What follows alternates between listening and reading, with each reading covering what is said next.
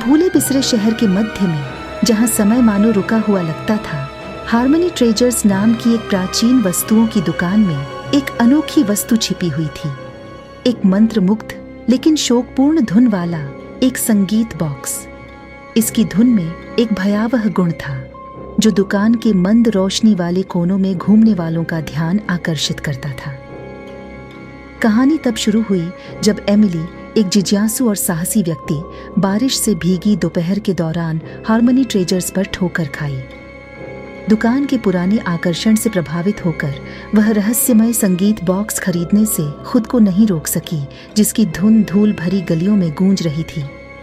जैसे ही एमिली ने नाजुक चाबी को घाव किया, भूतिया धुन उसके चारों ओर भर गई। उसे पता नहीं था कि म्यूजिक बॉक्स का इतिहास दुखद है।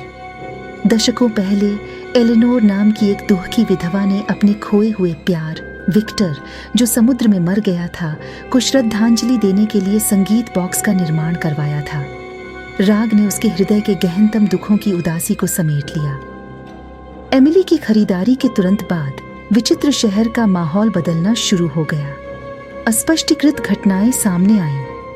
चांदनी में नृत्य करते एक जोड़े की भूतियां छवियां, अलौकिक फुसफुसाहटें जो अनकहे रहस्यों का बोझ लिए हुए थीं, और लालसा की एक व्यापक भावना जो हवा में व्याप्त थी। जिम्मेदारी की भावना से प्रेरित होकर एमिली ने शहर के इतिहास में गहराई से प्रवेश किया और एलेनोर और विक्टर की दुखद प्रेम कहानी की खोज की।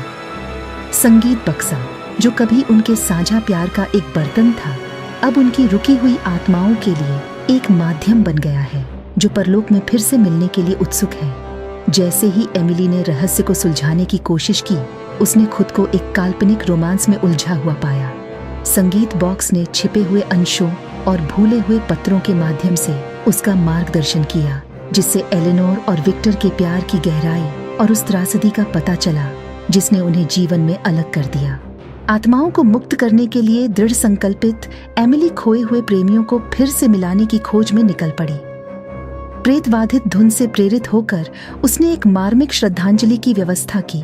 उसी स्थान पर एक चांदनी नृत्य जहां एलेनोर और विक्टर ने एक बार अपने अंतिम क्षण साझा किए थे। जैसे ही संगीत बॉक्स ने अपनी शोकपूर्ण धुन बजाई, एलेनोर और विक्टर की आत्माएं साकार हो गईं और आखिरी बार एक साथ नृत्य कर रहे थे। कृतज्ञता की फुसफुसाहट लेकर एक हल्की हवा शहर में बह गई। एक अंतिम लंबे स्वर के साथ संगीत बक्सा शांत हो गया और भूत रात में गायब हो गए।